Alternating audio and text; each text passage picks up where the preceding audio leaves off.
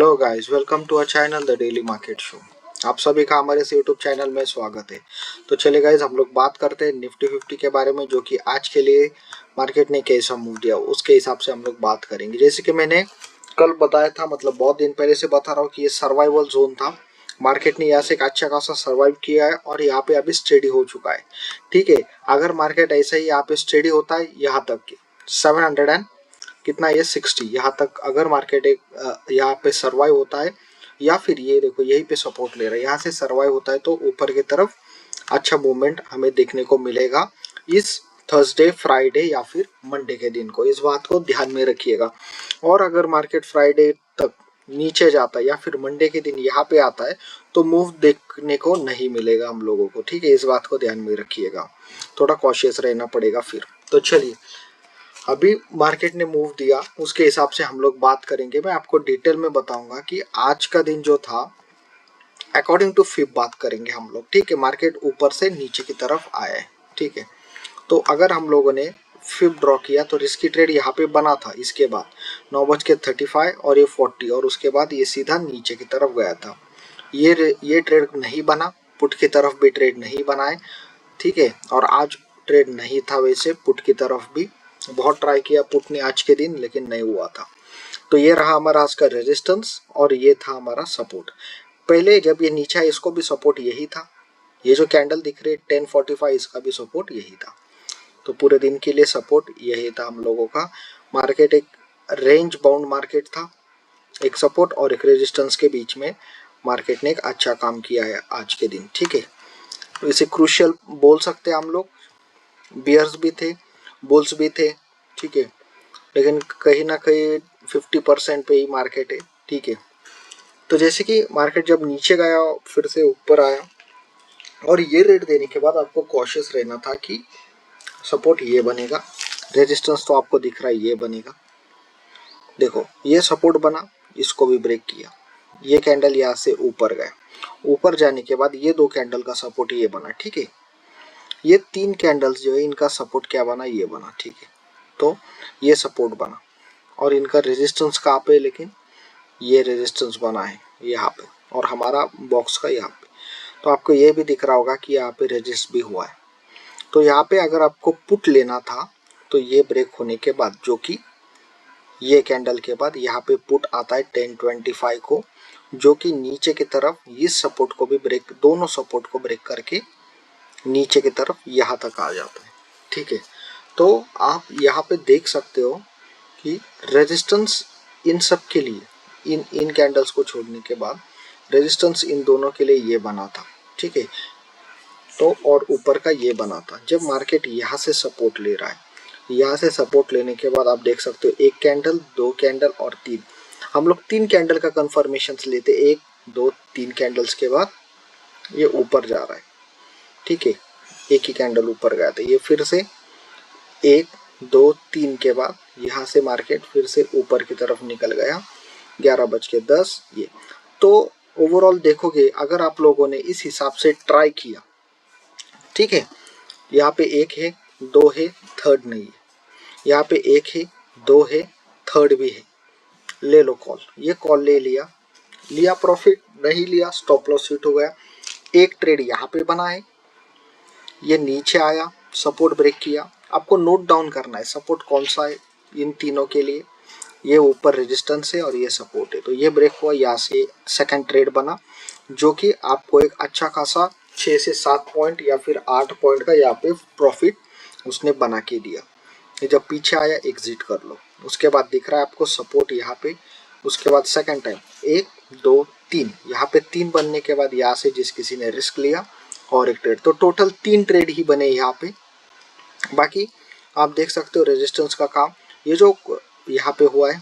ठीक है, रेजिस्टेंस का काम यहाँ पे हुआ है और रेजिस्टेंस का काम यहाँ पे हुआ है, सॉरी, और सपोर्ट का काम यहाँ पे हुआ है।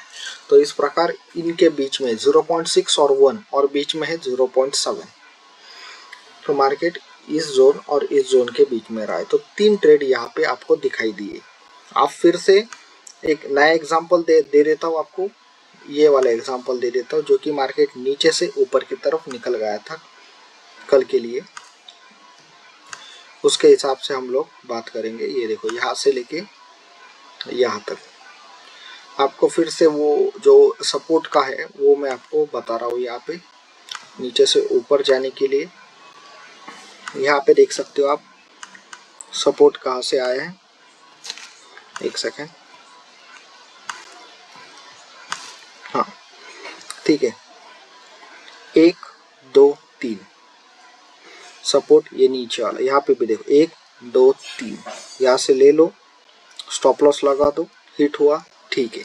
यहाँ पे भी आप बात करो 1 2 3 3 हो गए, ग्रीन कैंडल ले लो। यहाँ पे एक प्रॉफिट देखने को मिला, ऊपर ये था।